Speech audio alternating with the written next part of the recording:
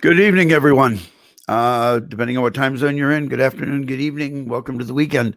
We are here on at the Gamer Jibe Career Fair and Media Fest, and today we're going to be talking about on this panel about cybersecurity and opportunities getting into that market. So, a lot of what we're going to talk about today is the difference between what it takes to have a successful career in cybersecurity versus coming up with the next competitor to Facebook.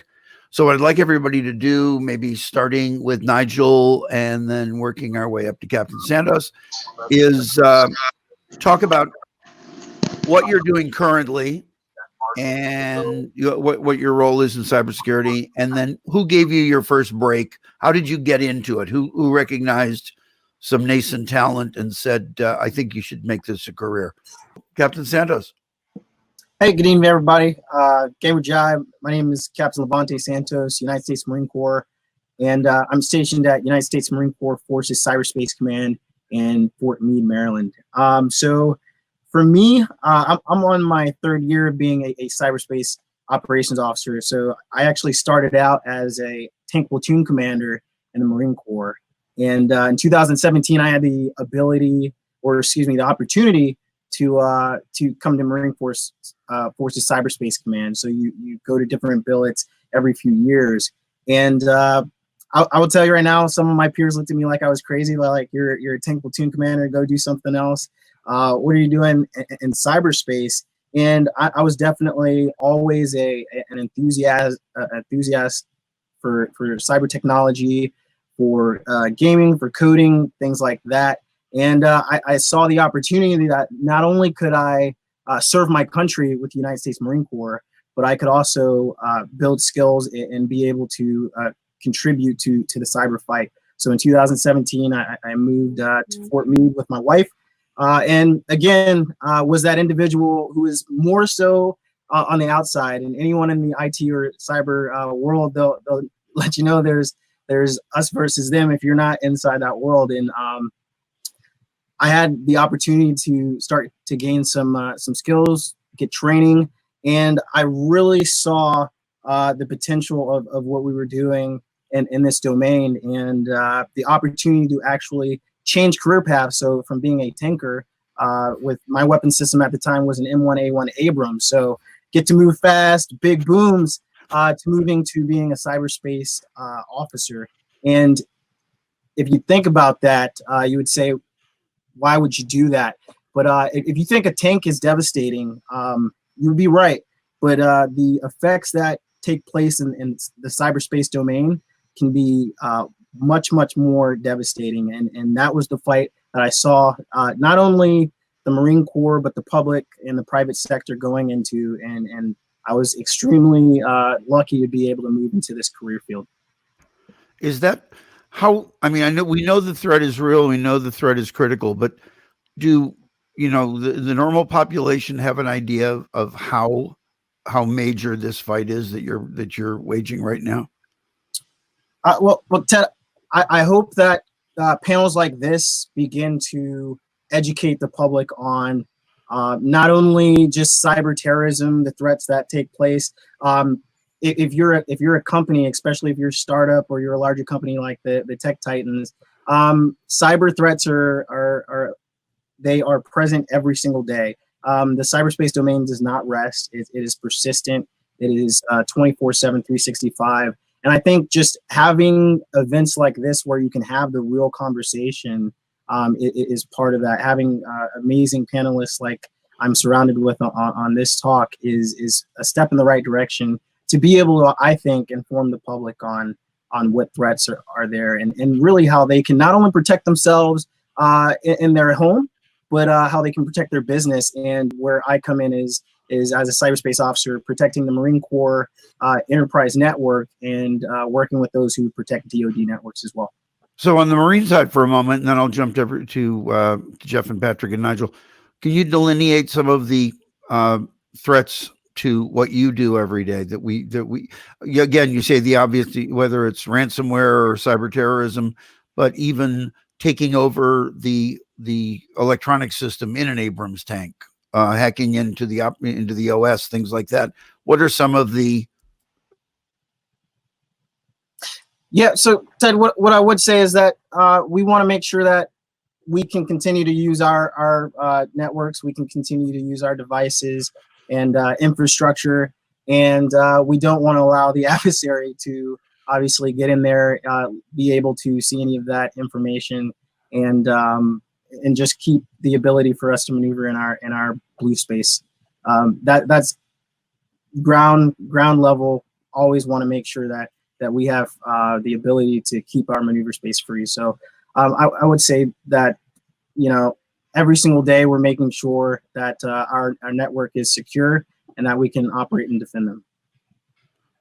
I'm laughing because in 1982 I was accused of leaking the Prince album. It's a whole different So that's leak. why you went to Napster? That's exactly. I bet you had a field Right. day with Metallica. Oh, I broke up the Sex Pistols. Oh man, They were great. Literally, it's a different story.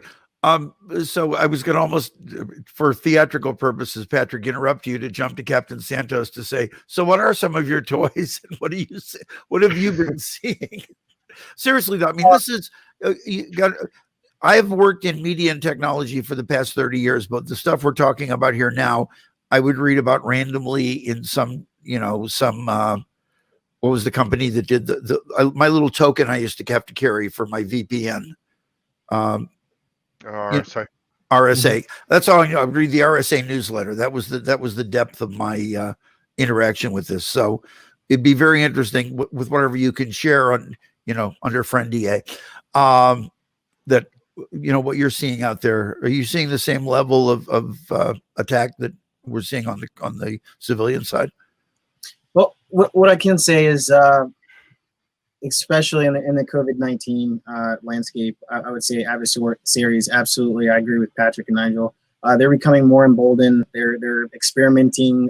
They're sophisticated. So make no mistake and do not underestimate their capabilities. They are very capable of doing some very dangerous things. From the recruitment side, I think it was Secretary of Defense Leon Panetta, and excuse me if I'm misquoting, but he talks and alludes to a cyber Pearl Harbor. And everybody on the panel, we know that it's not a matter of if a breach happens, it's a matter of when. And that's what we're always trying to get to the left of. If we can somehow prevent, we know that's harder, so we move to how do we mitigate. And from the recruitment side, I would say that the individuals who are out there, whether you're looking at public or private, and you're wondering, well, what can the military offer me? What can the Marine Corps offer? Is I will be able to say this, is that every single day we are going toe-to-toe, head-to-head with the adversary. And it is a team sport. We don't do this alone. We do this with the talented Marines of U.S. Marine Forces Cyberspace Command, our other services. And we also do this with other agencies. So it's a team sport, and you just need to turn on the news to be able to see that this isn't going away anytime soon, and that everybody on this panel, whether you are a private sector cyber professional or public sector, we all need to work together. We need to share as much information as possible so that we give the enemy or the adversary as little room as possible to be successful in any type of attack that they might try to carry out. I want to give a compliment actually to Santos and Army, Marine Corps, all of the branches of the armed services. Some of the best employees that I've ever had on any team that I've ever led, any company I've ever owned, have actually come out of the armed forces, especially Army and Marine Corps. Something you're going to learn that's really hard to get in the private sector is there is this attention to detail and discipline and control and the ability to drop in interchangeably with your teammates. There's a readiness that we find in our veterans that work in this space that it's really hard to match. And when we're, cybersecurity, especially when we're talking about offensive security, we're Yeah, I can go. let's do this. Yeah, I was listening to everything you were saying about machine learning. I think it's spot on. And again, when it comes to intelligence and huge data sets, the military, we're always looking for ways that we can form an advantage. So again, I was just soaking up what you guys were saying. So thank you for talking about machine learning. As for the tips, I would definitely say that what I've learned, especially not being that 9-year-old coder and then entering the cybersecurity space, is that don't feel like it's impossible. Okay, there's a lot of really smart guys on this call right now, and they've been doing this for a long time. And what I would tell you is, if you have the desire to enter the space, whether you're 15 or 45, and you really are interested in it, then do it. This stuff it's learnable. I've been absolutely fortunate to be able to be surrounded by mentors. Anybody on this panel, whether it's Jeff, Patrick, or Nigel, I would use them as mentors and ask them how they got into the space, and just learn as much as you possibly can. Start out at the fundamentals first. Don't try to do everything. Don't try to start with a machine learning algorithm that swallows the entire world. Start with the basics, and just surround yourself with people who've been in the space for a while, and you will start to realize, wow, I understand what's going on. I understand how to set up my own IDS at home or anything like that. It is a huge world in the cybersecurity world, and it's a broad term, right? And there's a lot that's involved with it. But if you start small and build up, after a while, you'll start to realize, one, this is pretty cool. You'll have amazing networks of people who are passionate about protecting their networks and just innovating. And that's really the biggest thing. Is this technology moves so quickly. So even if you become proficient at something, don't beat yourself up, because something else is going to pop up. And guess what you're going to have to do?